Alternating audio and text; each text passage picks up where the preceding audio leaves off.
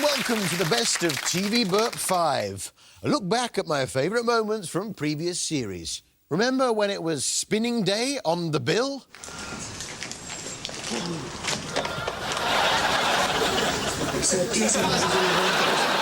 Randy Skeletons on A Place in the Sun. And a very... And Gail falls in love with a banister on Coronation Street. Look. I'm sorry I was a bit full on. You've had days to think about this. Jamie Oliver had some very sound advice for us this week from his kitchen. Straight in there. Be quite quick. Always dip away from you and plop away from you.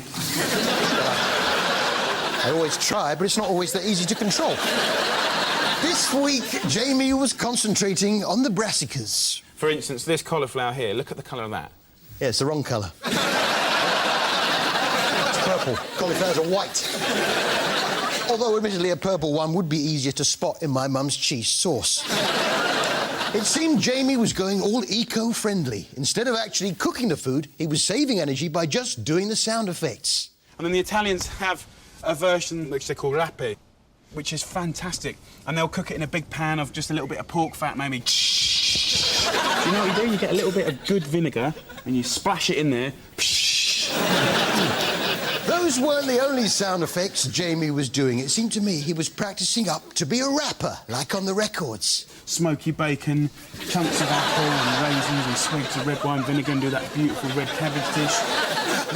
Yeah. We put together a little number for him that we call the Jamie Rap. Smoky bacon, chunks of apple and raisins and swigs of red wine vinegar and do that beautiful red cabbage dish. I want to cook it down. I want to cook it down. I want to cook it down. I want to cook it Look, taste. Banging. Yeah, the Jamie Rap. If the young folks get behind it, it could sweep the funky house scene. Well, with the celery season upon us, Jamie was getting very excited by a particular part of the celery. It's actually this part here. That is what anyone that knows and understands cooking gets excited about. That bit here. Yeah. See, I get very excited about that bit. But the real hero of this dish is the cabbages in the garden. So I want to go and pick some of those beautiful spring cabbages, and then I'll come back and finish this whole dish off. OK, Jamie. Yeah. Just wait for him to come back.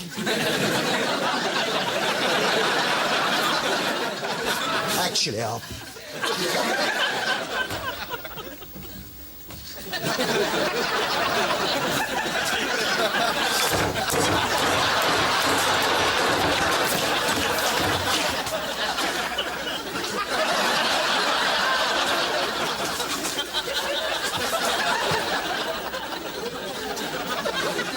Right, got some lovely cabbages. So what I want to do is just trim this all up. And this spring cabbage here, just cut the stalk off. Like that. Hey, you know when you've been out for a ride on your quad bike, when you take your crash helmet off, it's nice to just shake your hair free, isn't it, girls? Oh. In your dreams, Phil. It's relocation. And this week, Kirsty and Phil were in Scotland, searching for a house for Tracy and her husband, Dan. And they managed it. Downstairs, it's got a gorgeous sitting room, playroom, utility room and a well-designed kitchen. Then a quick sweep up the elegant staircase reveals a chic bathroom and 3 large bedrooms. I defy anyone not to like this house. I don't like it. Is it me, or is Phil Mitchell deflating? Dad, you're missing the beginning.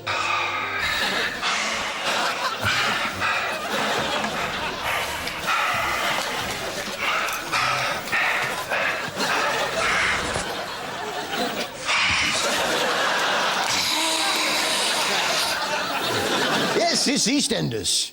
And what's the least likely thing you can think of happening on Albert Square?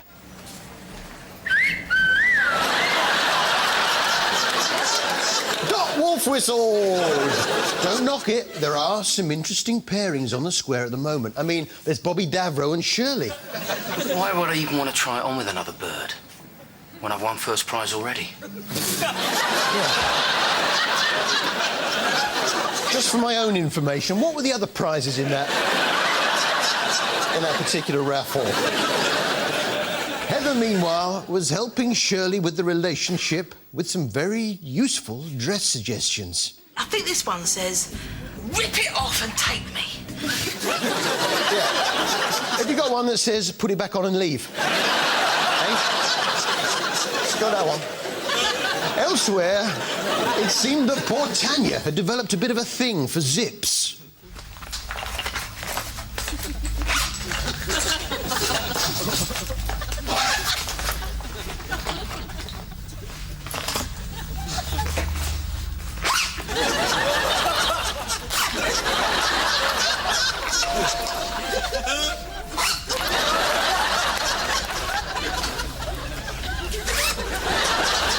Who could that be at the door? What have you forgotten? Hello, Tanya.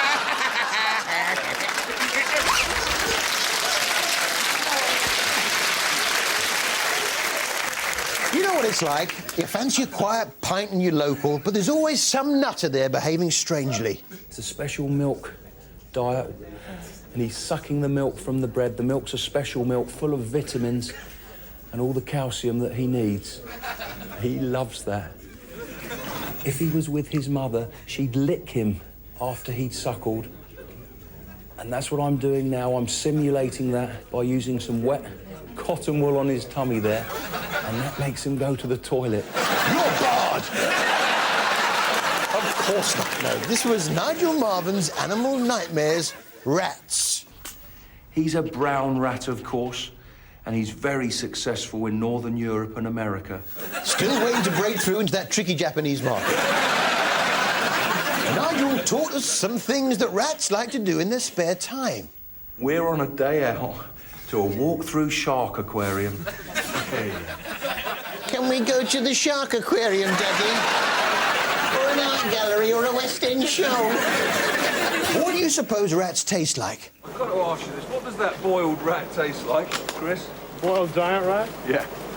It's juicy. It tastes a lot like squirrel. Squirrel? I mean, squirrel. Oh, well, thanks for clearing that up. I spotted a beret thief this week on Casualty. You know, these young men who go around seducing women only to steal their berets.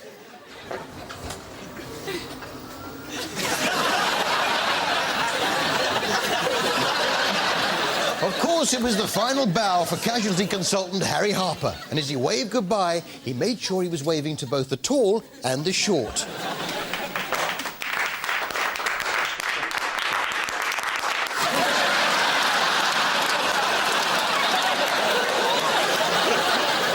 Yeah, the police were involved this week on Casualty. Well, the human police, but in fact, the criminals had been apprehended initially by the meat police. Yeah, first a couple of pieces of pork tried to stop them, then a big piece of beef managed to keep them there till the human police turned up. Want to see the clip? Here's the meat police in action. First, he's apprehended by the pork. Hey, what do you think you're doing?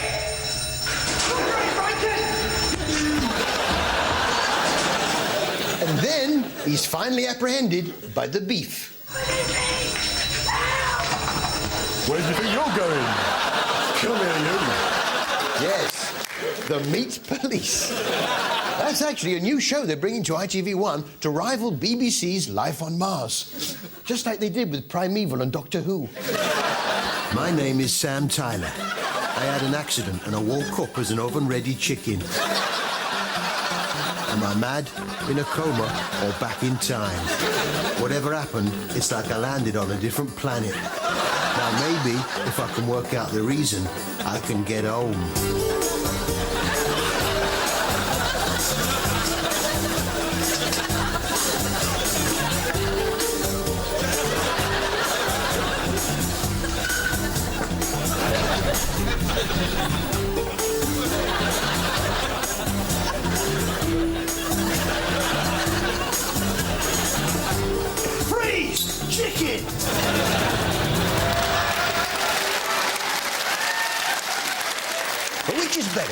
Mars or meat?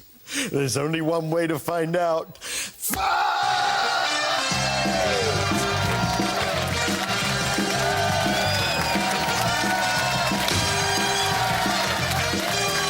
you after the break.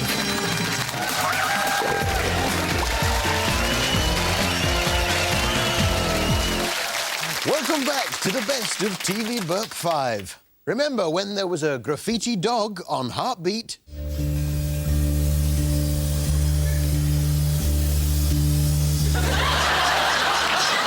Man goes nerdy at the end of a sentence on Monster Moves. Whether that'll come home to the UK or not, we'll have to wait and see. And things get personal on Time Team. And within minutes, Matt Trench produces another surprise. Slag. Now, ladies and gentlemen, it is with some trepidation that I announce Australian Princess is back. Yes, Australian Princess, in which 12 ordinary Aussie girls learn how to be a genuine princess. And who is their trainer? I was the head of Princess Diana's household for many years. You really? You never mentioned it before. Fancy keeping something like that to yourself. And it seemed for a moment that Mr. Burrell was up to his old tricks again. Good morning. Walked in, there was Paul, and all the furniture and all the rugs were gone. Not again. They were gifts from the princess. How's my favourite princess, then? Kylie Booby. No, come on. It's her name. There's nothing to laugh at. Good evening. My name is Kylie Booby. I'll be doing a monologue from the play As You Like It by William Shakespeare. Kylie Booby. The would-be princesses were tested to the limit this week on their conversational skills. How do you do? My name's Kate. Dave. Dave, how's it going? Good, man. Can I ask what you do? What do you do, Vicar? There was a general knowledge quiz, too, which threw up some interesting answers. Carolyn. Yes? What is this? I don't know. It's not a clarinet. It's not a clarinet. I'm not sure. Kylie, do you know? A trumpet? Trumpet? A straight one. No, love. That's a straight trumpet.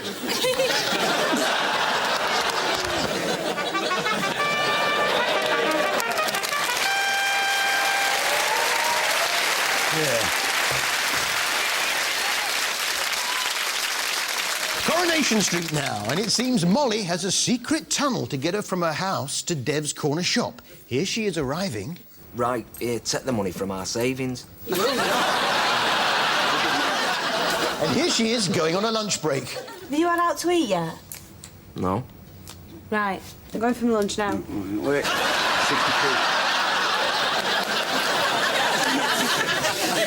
Have you indeed ever wondered what Norris keeps in that shoulder bag? Oh, morning. Morning. Sickness and diarrhea. Most people prefer a bucket. I found out who does the sound at the end of the countdown tune. Is officially more daunting than the dentist. Ah. Glaucoma. Have you had your eyes tested lately? No, 20/20 vision me. Well, that glaucoma test is something else. They fire you in the eye with a sudden puff of air, like...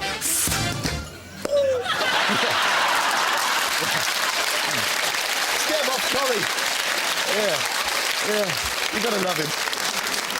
New show, The Carrot or the Stick. No, not a show in which ginger-haired people are pitched against very thin people. No, although I'd pay to see that, yes. Chris Evans battling it out with Kate Moss, yes. In a paddling pool full of mud. It's a show in which two groups of men are put through their paces. One group are punished and never rewarded. That's the Stick Bunch. And the other rewarded but never punished. That's the Carrot Bunch.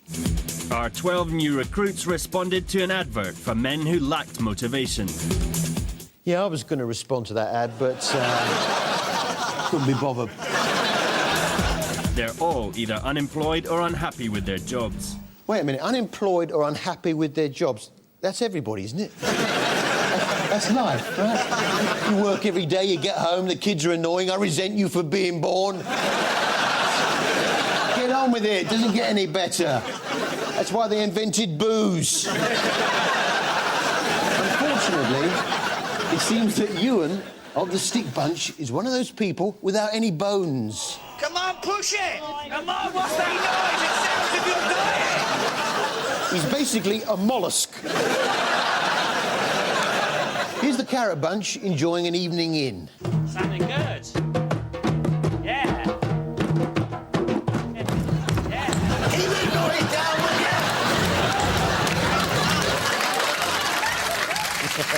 you? Which brings us to our I beg your pardon of the week. I beg your pardon of the week. You hang on, you'll follow me, I'll do something. When he's over the chance, he'll come down on the corner.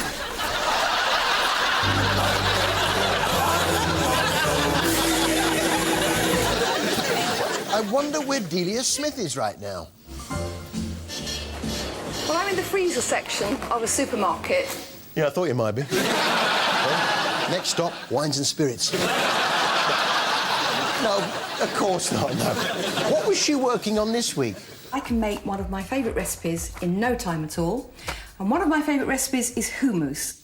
Me-moose? You have to cook them for about 2 or 3 hours to get them soft enough to make hummus.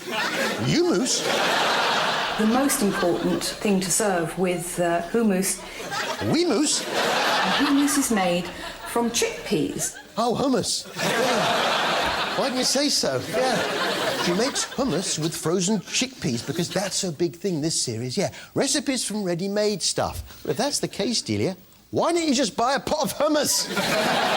Who makes hummus? That's why she's calling it hummus. It's short for who bothers to make hummus. The week before, she made a sort of frozen fish toasty. So, just another 3 minutes and it'll be ready to serve. So we've had 5 minutes on one side of the fish, 5 minutes on the other side, 3 minutes on the sauce, straight out of the freezer, straight out of the store cupboards. And straight into the bin. I'll have some hummus when I get home. Emmerdale now. And the kids on the soaps are great, aren't they? Sarah's missing you so much. She's done this little picture. Yeah, it needs a bit of work. That's Sarah, who's 2. Then there's little Arthur, who's only 1. What's a nice treat for him? Legoland? Euro Disney? Listen, I better get off. I'll take Arthur for a walk round the graveyard. Take him for a walk around the graveyard. The abattoir's open later. Take him there for his birthday treat. But the big excitement was the ballroom dancing competition, and there was a special guest judge. Your mother's got cataracts. She needs an operation. She feels old and embarrassed. I haven't. I don't. Cataracts? Cataracts? Are you sure you're the eldest sister? Valerie? Cataracts? Cataracts? Cataracts? Cataracts? Cataracts? Cataracts? Cataracts. Cataracts? Cataracts. Cataracts? Cataracts. Cataracts? Cataracts. Cataracts? Cataracts. Cataracts. Hello? Cataracts? Yeah, cataracts. Hey? Here, how many footballers' wives does it take to change a light bulb? I won't change a light bulb. Why should I? It's Tom's job. I don't think I've ever changed a light bulb. None. This was help. I've got a high-maintenance wife. Not me, obviously. That's the name of the show. Although I have. Yes, she is what you might call a high-maintenance wife. Me and Tom are not married. Therefore, you shouldn't even be in the show. Who else was there? Well, there was the bloke who was married to... Well, her face looked familiar. I wouldn't classify myself necessarily as a look-alike as Tina, although I do look a lot like her in many ways. Yeah, a lot like Tina Turner if she was white. No, it's not Tina. I look more like, in my normal guise, Joan Collins or Elizabeth Taylor. A bit like Joan Collins or Liz Taylor if they looked like a white Tina Turner. I also look a lot like Cher. No, you don't. If I had £1 for every time someone said you look like Liz Taylor or whatever, I'd be quite wealthy now. But only if you counted yourself saying it. Well, who does she look like? Tina Turner, Cher, Liz Taylor or Joan Collins? Well, judge for yourselves. Ladies and gentlemen, from Help, I've Got a High-Maintenance Wife. Please welcome Paula Randall. You're simply the best. Better than all the rest. Better than anyone I've ever met. Simply the best. Simply the best. Thank you, Paula. Well, that's all from us. And next week, the best of Harry Hill's TV Burp is at 6. OK, everyone, brace yourselves for a brilliant an hour and a half. It's only the X Factor semi-final next tonight. Rod Stewart fans are in for a treat too, as he's here performing some of his biggest hits. That's one night only at 9:30.